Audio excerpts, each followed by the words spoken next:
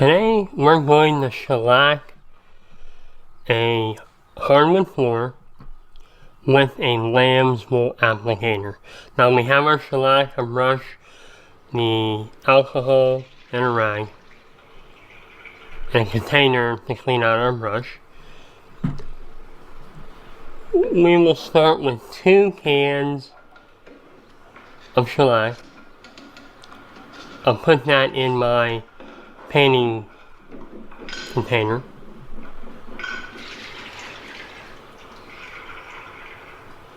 I usually work with 2 cans at a time.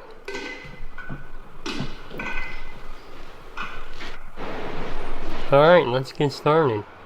Now we want to open up all the windows, have a fan in the window for ventilation. Now you can see here, I've already started. And I did so far in that first room, and then I shellacked right on a line on the floor, so it's a nice straight line. The reason why I do that is we don't want overlap in the shellac. If you have overlap, it's going to show, and it does not look good in your finished floor. So I did some brush work around the radiator, and then I'm ready to get started on the main part of the floor. Now you can see how fast I'm working. Speed is of the essence,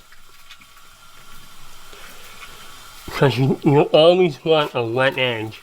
You never want a dry edge when you're shellacking, and that shellac dries fast. So there really isn't too much time to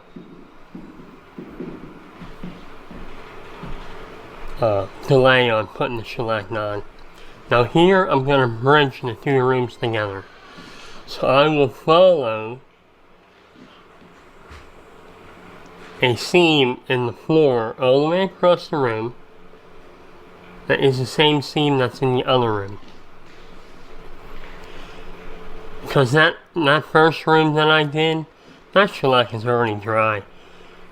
There's no way to keep a wet edge in 2 rooms. So we will follow this all the way along that seam on that floor. Now the best, if we can follow that seam as accurate as we can, we won't have any overlap that you can see in our finished floor. And I'm going to say again that overlap in a shellac floor does not look good. It is, you can tell there's 2 coats. So we need to take a little bit of time and bring these 2 floors together with that common seam. Now we'll do the same on the other side of the room. I'll start in the cupboard, and it's the same process. So at this point, our 2 rooms that we've done, that seam has already dried while we're bringing the other part of the room together. So we'll get the cupboard done, and I will do a part of the floor that is in this room, and I will create another seam so we can blend the 2 rooms together. And this is very important in your shellac work. When you use a brush, you don't have these problems, because with a brush it is very easy to follow the seams on the floor, and you don't have to worry about that. You have a lot of control. Now with the lamb's wool applicator, it's fast. You can get the floor done 10 times as fast. So you can see here that I've done most sides of the room. I left a spot where I can stand and still work. And I will pull this shellac out of this room, carefully following those 2 seams in the floor. when I accomplish this, we'll have blended the two rooms together. So I'll just work my way out of this room into the next one. Taking our time to follow that line.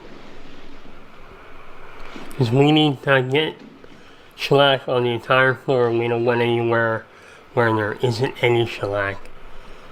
So we have to follow the line very carefully.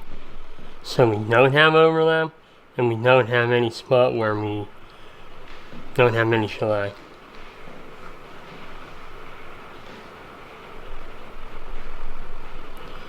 So my preferred method is to use a brush. Just because you have a lot more control. And the finished job comes out a lot nicer. But you cannot, the speed with a lamb's wool applicator, it goes so fast and you can get the floor done real quick. Definitely within 2 hours, it probably took me to do 4 rooms here. And I wouldn't even be able to tell you how long it would take to brush that on with a paintbrush. Okay, so we're working out of that second room. And this is where that we bridged the two rooms together.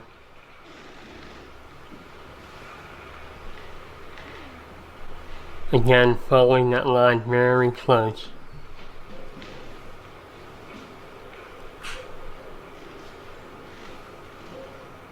So now we're into that second room.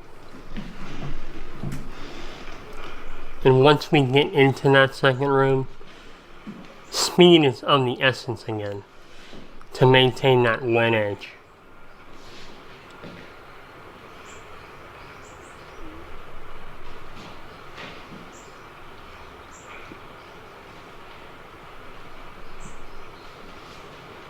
So really, it depends on the floor that I'm doing, whether I'm going to do a lamb's wool or a brush application. But more and more, I've been doing the lamb's wool, just because it's speed, and I like to shellac my floors very often.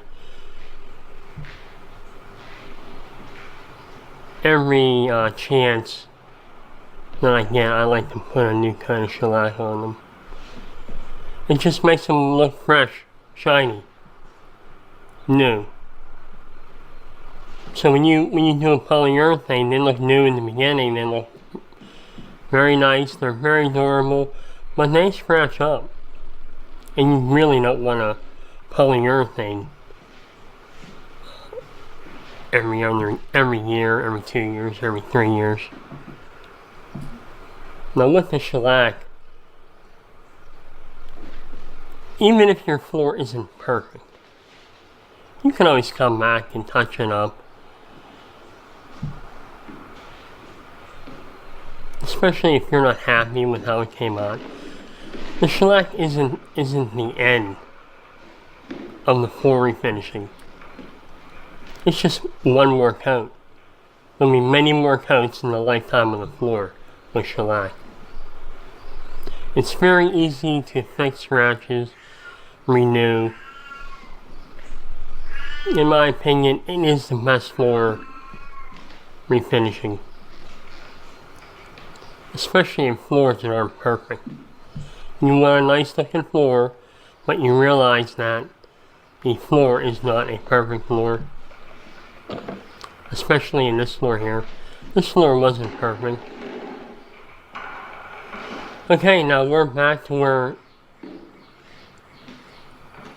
we need to quickly apply the shellac and keep the wet edge so we don't have overlap. Now on the wood trim, you will get some shellac on the wood trim. And I don't really concern myself with that too much, because I will come back and touch up the paint on the wood trim. It only takes a couple minutes to touch that up. Now I'm coming up to a door, an opening here.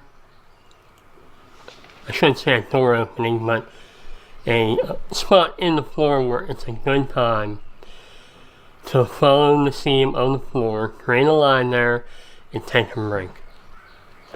This is the perfect spot to do that. So I'm going to do that. I'm going to create a line and take a break.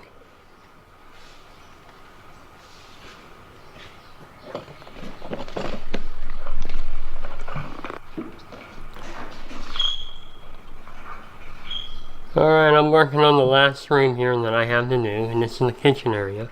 Now I did one other room in the same fashion.